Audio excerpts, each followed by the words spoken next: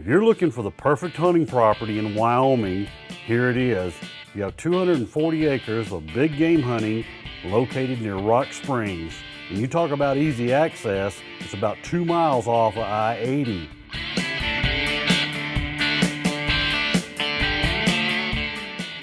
And just down the road, it's a 3-bedroom lodge that sits on 40 acres of elk hunting paradise.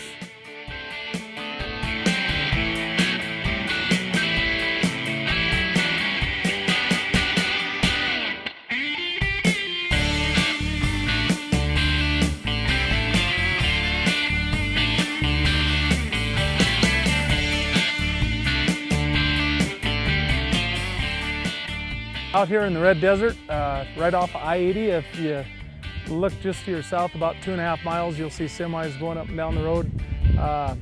About 52 miles from Rollins, 57 from Rock Springs. Easy access to this place. All the roads coming in off I-80 are all private roads. This pond right here is where I set up my blind. Actually, I've filmed quite a few elk come into water right over at the top of this notch. They like to come in and water right here. In other footage, you'll see where I've had a blind sitting right up on the hill, and I've actually had elk come up and rub on the blind.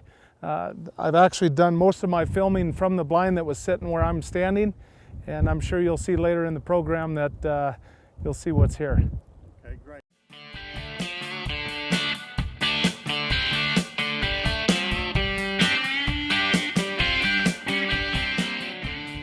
This pond here, I got about a 240-foot well right here, and it powers off of the house power. It takes about a week to fill this pond. It's about 12 to 15 foot deep. Like I said, we just mainly keep it here for the wildlife. That's all what this is for, is the wildlife.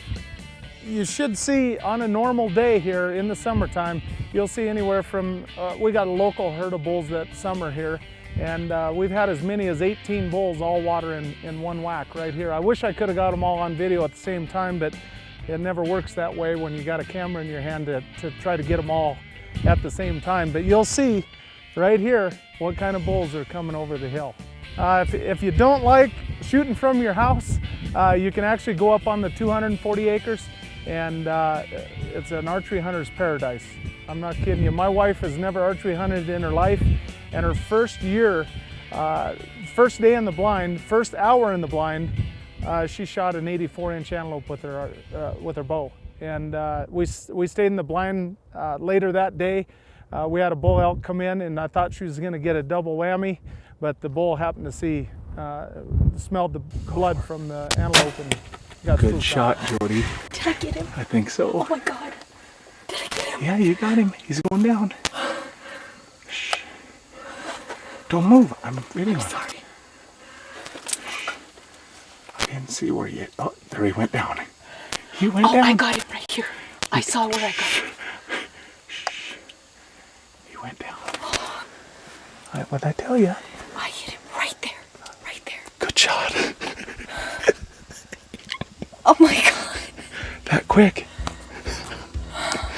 That quick. Oh my God.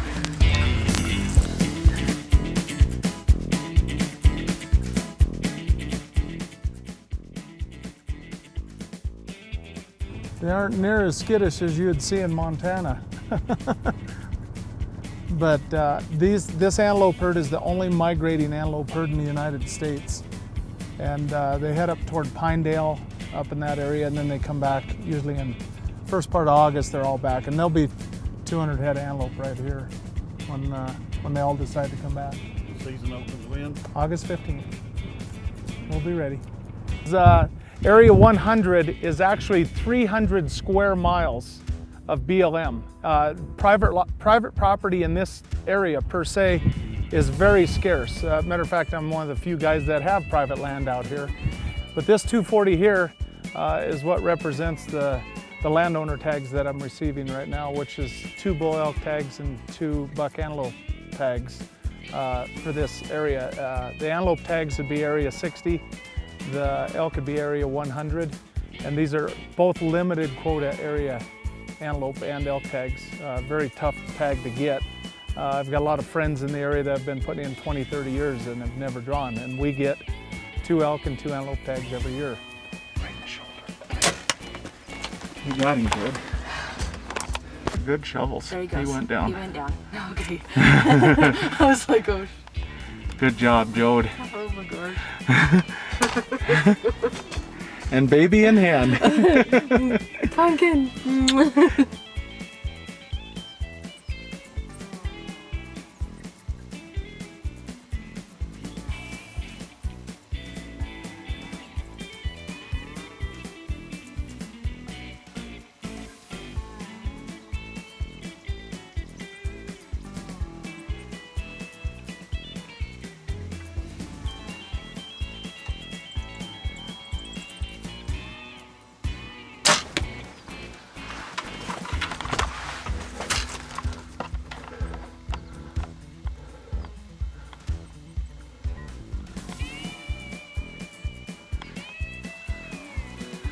My best antelope to date with a bow. Yep. This is on solar. And this well's about 200 foot deep, and everything's set up. We got a game camera over there too we need to go check yet.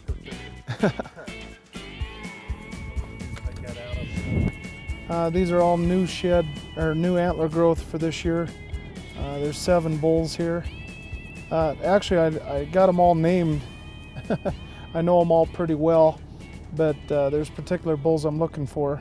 These are all too young really to tell who's who, but I'm definitely going to be keeping an eye on them so I know which one we want to take out of the herd this year. Because we're not really managing the herd, but because there's such an abundant amount of bulls, it's if you talk the Fish and Game, it's something like 3 to 5 bulls to every cow. So there's way too many bulls in this country, and it's really tough to keep an eye on them. There are 2 bulls in particular that we're going to go after. One of them's the Cross Your Heart bull, and his eye guard's crossed right in the middle. So we're really wanting to get him. He should be a 350, 360 class bull this year. And then the bull that I'm looking at getting is a bull called Slingblade, and his on his right side drops down and darn near hits him in the knee. Really? So I plan on maybe you can come back and film it this year, and we'll get him on tape. This picture here was taken actually on my birthday, day before yesterday, on June 26th, and that's all new horn growth for the year. So he's going to be an impressive bull come September. Wow. You want to know the bad thing is I don't know that bull. That's a new one. I don't know that bull, but he'll definitely be in our sights come September. This area right here is, the house is no less than 60 yards away, and you'll see where I come out of the house. And 70 head elk right here. But one thing that you won't see out here in the desert, even BLM, is this stuff. That's one thing we like about this place, is you don't see other hunters. And if you do, they're few and far between because there's so much country out here.